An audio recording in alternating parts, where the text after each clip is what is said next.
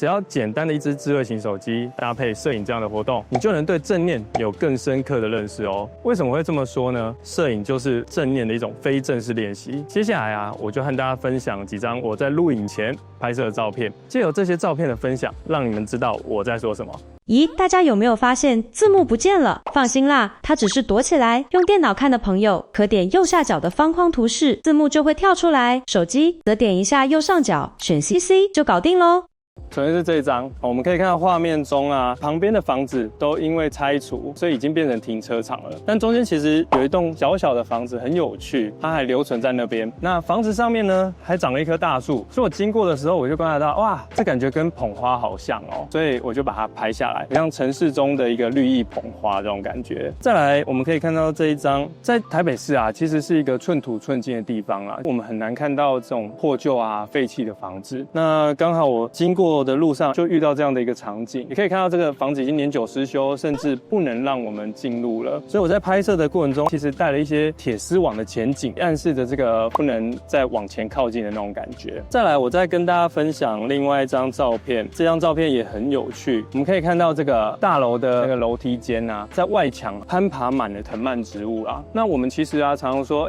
台北市就是一个都市丛林。我对都市丛林的想象，往往就是很多大楼，但实际上呢，当植物攀满了这个大楼的外墙的时候，这个都市丛林的这个丛林这两个字，是不是又更符合那个意象了呢？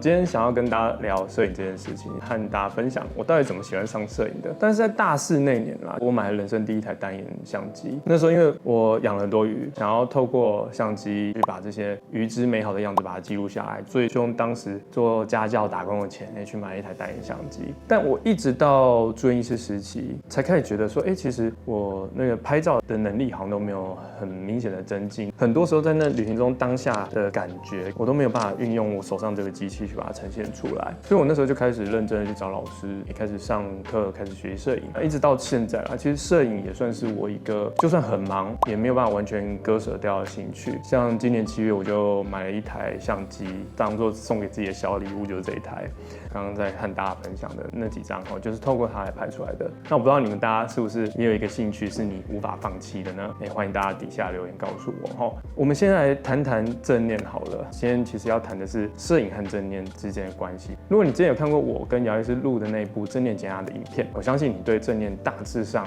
有一定的了解了。那如果没有的话，连结在右上方，可以点击连结来去观看一下。简单来说正念就是一套系统性的训练方法，训练我们自己人在心在，让我们把心从过去的懊恼还有未来的担忧中抽离，回到此时此刻正在发生的体验当中。当我们在呼吸啊、走路啊、用餐啊，或者说与其他人互动的时候啊，我们就能减少大脑过度思考所带来的这种分心啊，还有压力的状态。也因此，正念其实可以帮助我们降低这个压力荷尔蒙的影响，也提升了专注力，改善睡眠品质，甚至增强我们的免疫力。更重要的是它可以让我们在面对挑战或压力的时候也能够多一点空间去选择、去反应，而不是被情绪或者说习惯惯性去牵着走。因此我们能够有一种更从容、更有效率的方式来生活。其实正念就是透过专注于当下来去平衡平常的压力的状态。那正念跟摄影有什么关联性呢？正念与摄影的连结在于他们都要求我们要停下脚步，专注于当下。正念强调的是把心从过去和未来的思绪中抽离，回到此时此刻。那摄影呢，需要有摄影眼，能够真正看见光线、景物之间还有物体之间的细节，而不是只用自动化的视觉去扫过场景。当我们练习用摄影眼去观察的时候其实我们就在练习体验我们周遭正发生的每一刻。那拍摄的过程中就是把心收回到此时此刻的一种练习。那这种效应的最佳证据就来自于纽约大学心理学博士 Alexandra Barish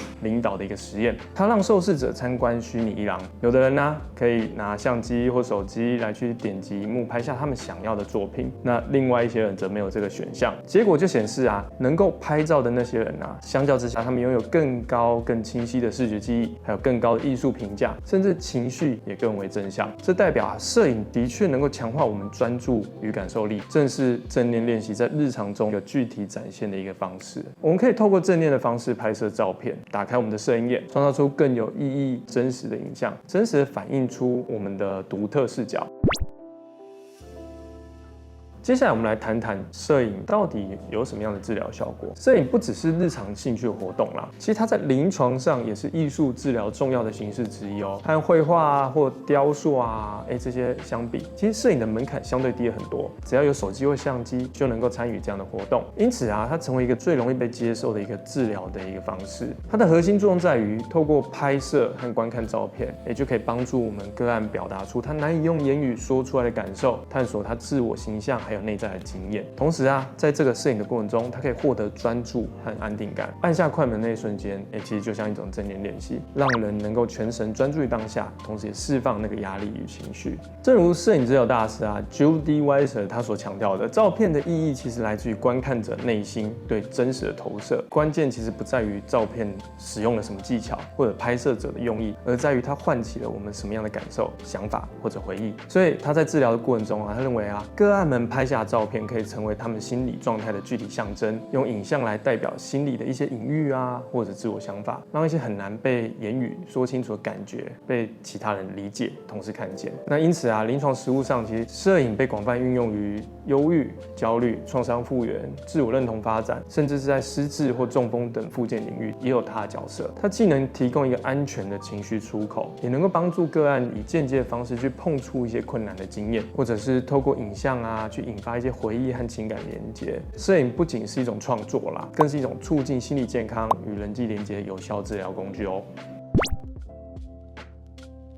接下来我就和大家分享一些过去几年在旅游过程中拍下的照片，也跟大家分享一下我在拍摄当下到底是有什么样的感受，那为什么会有这样创作的想法。第一张是我上个月在泰国旅游的时候，在饭店里面拍下的照片。在那个场景当下，其实我们是很悠闲放松的。看到这个景象，我第一个想到的是，哇，帐篷的光影真的很美丽，特别是它是一个放射线的线条。帐篷的形态呢和影子的形态之间，我就想要把它做一个对比，让我把它安排在画面的一个是左上角，一个是右下角。那在这个同时呢，我还观察到有一个工作人员，他推着一台推车，刚好也是红蓝白相间的颜色的推车，所以我刻意花了一些时间等待，让它形成这个画面中的一个小点缀，呈现出这个画面中这种慵懒舒适的这样的氛围。我们学习许多摄影技巧，像是构图曝光技巧，甚至后置修图，那这些工具都是帮助我们清楚表达我们想要表达的。很多人关心相机的参数但那些其实都只是手段，最重要是我们怎么利用这些工具，把我们想要呈现的画面呈现出来。我认为一张好的照片